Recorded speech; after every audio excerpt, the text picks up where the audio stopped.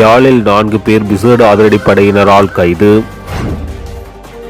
அவசர கால சட்டம் மேலும் 2 மாதங்கள் நடைமுறையில், வெளியான அறிவிப்பு. பிரதமர் ஹருணி அமரசூரிய பதவி விலகப் போவதில்லை, ஆளுங்கட்சி வெளியிட்ட அறிவிப்பு. கேள்விக்குறியாகியுள்ள நாட்டின் நிலைமை, சிறிநேசன் எம்பி ஆதங்கம். மின்சார கட்டண குறைப்பு தொடர்பில் வெளியான அறிவிப்பு. மாகாண சபை தேர்தல் முறைமை குறித்து ஆராய 12 பேர் கொண்ட விசேட செயற்குழு நியமனம்.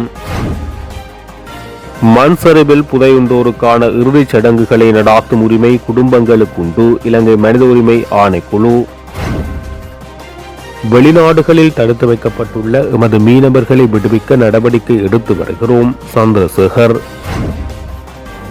மட்டக்களப்பு மாவட்டத்தில் மீண்டும் கடல் கொந்தளிப்பு, வாழ்வாதாரத்தை இழந்து மீனவர்கள் நெருக்கடி. யாழ்ப்பாணம் மற்றும் நல்லூர் பகுதிகளில் போலீஸ் விசேட அதிரடிப்படையினர் நடாத்திய சோதனை நடவடிக்கைகளின் போது 4 பேர் கைது செய்யப்பட்டுள்ளனர். இதன்போது ஒரு வாள், 4 கையடக்க தொலைபேசிகள், ஒரு மோட்டார் சைக்கிள், 860 போதை மாத்திரைகள் என்பன மீட்கப்பட்டன. யாழ்ப்பாண போலீஸ் விசேட அதிரடிப்படையினர் நடாத்திய சோதனையின் போது 24 தொடக்கம் 28 வயதுக்குட்பட்ட 4 பேர் இவ்வாறு கைது செய்யப்பட்டனர். கைதான சந்தேக நபர்கள் மேலதிக விசாரணைகளுக்கு பின்னர் யாழ்ப்பாணம் நீதவான் நீதிமன்றத்தில் முற்படுத்த நடவடிக்கை எடுக்கப்பட்டுள்ளது. பிரதமர் ஹருணி அமரசூரிய தனது பதவியிலிருந்து விலகப் போவதில்லை, அதற்குரிய எந்தவொரு தேவையும் தற்போது எழவில்லை என ஆளும் கட்சியின் பாராளுமன்ற உறுப்பினர் தேவானந்த சுரவீர தெரிவித்தார். கல்வி கட்டமைப்பை சீர்குலைத்துள்ள பிரதமர் பதவி விலக வேண்டும் என ஸ்ரீலங்கா பொதுஜன பெரமுனவின் பாராளுமன்ற உறுப்பினர் நாமல் ராஜபக்ச வலியுறுத்தினார். இது தொடர்பில் எழுப்பப்பட்ட கேள்விக்கு பதில் அளிக்கையில் ஆளுங்கட்சி எம்பியான தேவானந்த சுரவீர மேற்கண்டவாறு தெரிவித்தார். நாட்டுக்கு, மாணவ சமூகத்துக்கும் தீங்கு விளைவிக்கக்கூடிய வகையில் எந்தவொரு கல்வி மறுசீரமைப்பும் இடம்பெற மாட்டாது. நாட்டு மக்கள் நமக்கு வழங்கிய ஆணை என்ன என்பது நமக்கு புரிகின்றது. அதற்கமைய எமது செயற்பாடு இடம்பெறும். மக்களுக்கு துளியளவும் துரோகம் இழைக்காத வகையில் அரசியல் பயணம் தொடரும். கல்வி மறுசீரமைப்பு என்பதில் காலத்தின் கட்டாய தேவை. எனவே இந்த விடயத்தில் குறுகிய நோக்கில் அரசியல் நடாத்துவதற்கு அவர் முற்படக்கூடாது. நாட்டுக்கு பொருத்தமான கல்வி முறைமை உருவாக்குவதற்கு அனைத்து தரப்பினரும் ஒத்துழைப்பு நல்க வேண்டும். கல்வி மறுசீரமைப்பு விடயத்தில் பிரதமரை இலக்கு வைத்து போலி தகவல்களை பரப்புவதற்கு சிலர் முற்படுகின்றனர். ஆளுங்கட்சிக்குள் குழப்பத்தை ஏற்படுத்தவும் முற்படுகின்றனர். ஆனால் எதிரணியின் கனவு பலிக்காது. பிரதமர் பதவி விலக வேண்டிய தேவை எழவில்லை என அவர் பதவி விலக மாட்டார் எனவும் தெரிவித்துள்ளார். இங்கு சர்வதேச சட்டம், நாட்டின் நிலைமை என்பதெல்லாம் கேள்விக்குள்ளாகி உள்ளன என பாராளுமன்ற உறுப்பினர் ஞானமுத்து சிறிநேசன் தெரிவித்துள்ளார். இது தொடர்பில் அவர் மேலும் தெரிவிக்கையில், சர்வதேச ஒழுங்கில் இப்போது அமெரிக்கா போன்ற நாடுகளுக்கு சர்வதேச விதிமுறைகளை விதிவிலக்காகியுள்ளன. ஈராக்கை அமெரிக்கா தாக்கிய போது ஈராக்கில் அணு ஆயுதங்கள் இருப்பதாக கூறிய தாக்குதல் நடத்தியது. நாடு கைப்பற்றப்பட்டது. சதாம் ஹுசைன் அமெரிக்க பொம்மை அரசினால் மரண தண்டனைக்கு உள்ளாக்கப்பட்டார். ஆனால் ஈராக்கில் அணு ஆயுதங்கள் கண்டுபிடிக்கப்படவில்லை. அமெரிக்க ஜனாதிபதி ஜோர்ஜ் புஷ்ஷுக்கு சர்வதேச சட்டம் எதுவும் செய்யவில்லை. இப்போது போதைப்பொருள் வியாபார குற்றச்சாட்டில் அமெரிக்காவால் கைது செய்யப்பட்டுள்ளார். இனி அமெரிக்கா நினைத்தது போல் மதுரோவுக்கும் தீர்ப்பு எழுதப்பட்டுவிடும். அமெரிக்காவின் ஆளுமையில் உள்ள ஐநா சபை என்னதான் செய்யும்? வல்லவனை அந்த சபை வாழ்விளக்கும், வலுவிழந்தவனை வீழ்விக்கும். ஸ்ரீலங்கா அரசு அத்தனை தூரம் வல்லமை இல்லாது விட்டாலும் பல நாடுகளின் வல்லமையை பெற்று தமிழீழ விடுதலை புலிகளை வீழ்ச்சியடைய செய்தது. மனித உரிமை மீறல்கள் தொடர்பாக இதுவரை எந்த நியாயமும் கிடைக்கவில்லை. நல்லவை அல்லாத வல்லவையும் வெல்லுகின்றன. நல்லவையானது வல்லமை இல்லாமல் விட்டால் அவையும் வீழ்த்தப்படுகின்றது. உலக ஒழுங்கு லாபத்தின் பக்கமாகவும் சலுகைகளின் பக்கமாகவும் நகருகின்றன. உரிமையின் பக்கமாகவோ நியாயத்தின் பக்கமாகவோ நகர முடியவில்லை. இது யதார்த்தமாகியுள்ளது என தெரிவித்துள்ளார்.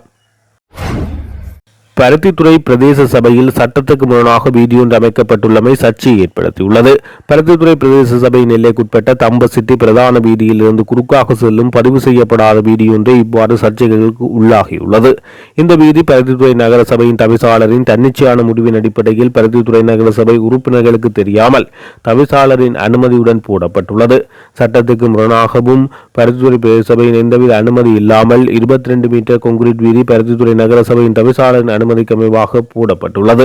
இந்த சம்பவம் உள்ளூராட்சி சட்ட வரம்பை மீறி அமைக்கப்பட்டுள்ளது எனவும் இதனால் பருத்தித்துறை நகர சபை எல்லைக்குட்பட்ட மக்களின் பணம் வீணாக பயன்படுத்தப்பட்டுள்ளதாக மக்கள் விசனம் தெரிவித்துள்ளனர். இதனால் அயலில் வசிக்கும் வீடுகளுக்கு மழை காலங்களில் வெள்ள நீரோட்டங்கள் வருவதற்கான சந்தர்ப்பங்கள் காணப்படுவதோடு குறித்த இடத்தில் வாழும் மக்கள் எதிர்காலத்தில் பல பிரச்சனைகளுக்கு முன் கொடுக்க வேண்டிய நிலை ஏற்படும் என சுட்டிக்காட்டப்பட்டுள்ளது. மின்சார கட்டணங்களை குறைப்பதாக அரசாங்கம் அளித்த வாக்குறுதியை நிறைவேற்றும் என எரிசக்தி அமைச்சர் குமார் ஜெயக்கொடி உறுதியளித்தார். நேற்று பாராளுமன்றத்தில் உரையாற்றிய அமைச்சர் ஜெயக்கொடி அரசாங்கத்தின் விஞ்ஞாபனத்தின்படி 3 ஆண்டுகளுக்குள் மின்சார கட்டணம் 30% குறைக்கப்படும் என குறிப்பிட்டார். அவசரப்பட வேண்டாம், இன்னும் சிறிது காலம் பொறுமையாக இருங்கள். 3 ஆண்டுகளுக்குள் மின்சார கட்டணத்தை 30% குறைப்பதற்காக எங்கள் விஞ்ஞாபனத்தில் கூறப்பட்டுள்ளது என அவர் இதன்போது அங்கு தெரிவித்தார். மாகாண சபை தேர்தலை எந்த தேர்தல் முறைமையின் கீழ் நடாத்த வேண்டும் என ஆராய்ந்து விதப்புரைகளை முன்வைப்பதற்கு 12 பேரை உள்ளடக்கிய வகையில் விசேட செயற்குழுவை நியமிக்கும் யோசனையை ஆளும் தரப்பின் பிரதம குருடாவான நலிந்த ஜெயதிச சபையில் முன்வைத்தார். முழுமையாக அதிகாரம் அளிக்கப்பட்ட இந்த செயற்குழு தமது முழுமையான அறிக்கையை 3 மாத காலத்துக்குள் பாராளுமன்றத்துக்குள் சமர்ப்பிக்க வேண்டும் எனவும் பாராளுமன்றத்தில் செவ்வாய்க்கிழமை இடம்பெற்ற அமர்வின் போது அவர் தெரிவித்தார். மாகாண சபை தேர்தல் எந்த தேர்தல் முறைமையின் கீழ் நடாத்தப்பட வேண்டும் என்பதை ஆராய்வதற்கும் அது தொடர்பான விதப்புரைகள் மற்றும் யோசனைகளை முன்வைப்பதற்கும் விசேட செயற்குழுவை நியமிக்கும் பிரேரணையை முன்வைக்கின்றேன். 1988 ஆண்டின் 2ஆம் இலக்க மாகாண சபை தேர்தல் சட்டத்தை திருத்தம் செய்து தற்போது வழக்கில் உள்ள 2017 ஆண்டின் 17ஆம் இலக்க சட்டத்தின் ஊடாக அறிமுகப்படுத்தப்பட்ட கலப்பு தேர்தல் முறைமைக்கமைய தொகுதி எல்லை நிர்ணய முறைமை இதுவரை நிறைவுபடுத்தப்படாத காரணத்தால் சகல மாகாண சபைகள் மக்கள் பிரதிநிதிகள் இல்லாமல் இயங்குகிறது. தேர்தல் முறை மற்றும் தேர்தல் சட்டத்தின் குறைகளை அவதானத்துக்கு அதற்குரிய திருத்தங்களை முன்வைக்க 2022 ஆண்டு பாராளுமன்றத்தில் நியமிக்கப்பட்ட விசேட குழு 2017 ஆண்டின் 17ஆம் இலக்க திருத்த சட்டத்தின் ஊடாக அறிமுகப்படுத்தப்பட்ட கலப்பு தேர்தல் முறைமைக்கமைய இல்லை நிர்ணயம் செய்து அதன் பின்னர் சட்டப்பேரவை தயாரிக்கலாம் என குறிப்பிடப்பட்டுள்ளது. அதுவரை விகிதாசார தேர்தல் முறைமையில் தேர்தலை நடாத்தலாம் என யோசனை முன்வைக்கப்பட்டது. 17 உறுப்பினர்கள் கொண்ட இந்த குழுவில் 8 பேர் மாத்திரம் கைச்சாத்திட்டு அறிக்கையை 2023 ஆண்டு காலப்பகுதியில் முன்வைத்தனர். 2017 ஆண்டுக்கு பின்னர் மாகாண சபை தேர்தல் குறித்து விசேட கவனம் செலுத்தப்படுகிறது. அதற்கமையவே தற்போது செயற்குழுக்கான யோசனை முன்வைக்கப்படுகிறது. இந்த குழுவின் தலைவர் மற்றும் உறுப்பினர்களை சபாநாயகர் பெயர் குறிப்பிட வேண்டும். குழுவின் உறுப்பினர் எண்ணிக்கை 12 விட அதிகரிக்க கூடாது என தெரிவிக்கப்பட்டுள்ளது. அண்மையில் டிட்வா சூறாவளியினால் ஏற்பட்ட மண்சரிவு அனர்த்தத்தினால் சிக்கி உயிரிழந்தோருக்கு தமது பாரம்பரிய மற்றும் நம்பிக்கைகளின் பிரகாரம் இறுதிச் சடங்குகளை செய்வதற்கான உரிமை அவர்களது குடும்பத்தாருக்கு இருப்பதாகவும் எனவே அவ்வாறு புதையுண்டோரின் சடலங்களை இயலுமானவரை தோண்டி எடுப்பதற்கு அதிகாரிகள் நடவடிக்கை எடுக்க வேண்டும் என இலங்கை மனித உரிமை ஆணைக்குழு வலியுறுத்தியுள்ளது. கடந்த நவம்பர் மாத இறுதியில் டிட்வா சூறாவளியினால் ஏற்பட்ட மண்சரிவு மற்றும் வெள்ளப்பெருக்கு அனர்த்தங்களில் சிக்கி பெரும் எண்ணிக்கையிலானோர் உயிரிழந்ததுடன் மண்ணுக்குள் புதையுண்ட பலரது உடல்கள் தற்போது வரை கண்டறியப்படவில்லை. இவ்வாறானதொரு பின்னணியில் உயிரிழந்த தமது உறவுகளுக்கு தம்முடைய மத பாரம்பரியங்கள் மற்றும் நம்பிக்கையின்படி இறுதி சடங்குகளை மேற்கொள்வதற்கான உரிமை குடும்பங்களுக்கு இருப்பதாகவும் அதற்கு மதிப்பளிக்க வேண்டும் எனவும் இலங்கை மனித உரிமை ஆணைக்குழுவின் உறுப்பினர் நிமல் புஞ்சிகேவா தெரிவித்துள்ளார். ஒரு பிரதேசத்தில் மண்சரிவு அனர்த்தத்தினால் பெரும்பகுதி நிலம் முழுவதுமாக சேதமடைந்திருப்பின் அப்பகுதி முழுவதையும் தோண்டுவது சாத்தியமான விடயமல்ல. இருப்பினும் காலநிலை உள்ளடங்களாக சூழ்நிலைகள் சாதகமாக அமையுமாயின் இவ்வனர்த்தத்தில் சிக்கி காணாமல் போனோரின் சடலங்களை இயலுமானவரை விரைவாக தேடி கண்டறிய வேண்டிய பொறுப்பு அதிகாரிகளுக்கு உண்டு என அவர் சுட்டிக்காட்டினார். இந்திய மீனவர்களின் அத்துமீறிய செயற்பாடு தொடர்பில் நாம் முறைமை ஒன்றை பின்பற்றி வருகின்றோம். அவர்களது படகுகள் தொடர்பிலும் நாம் முறைமை ஒன்றை பின்பற்றுகின்றோம்.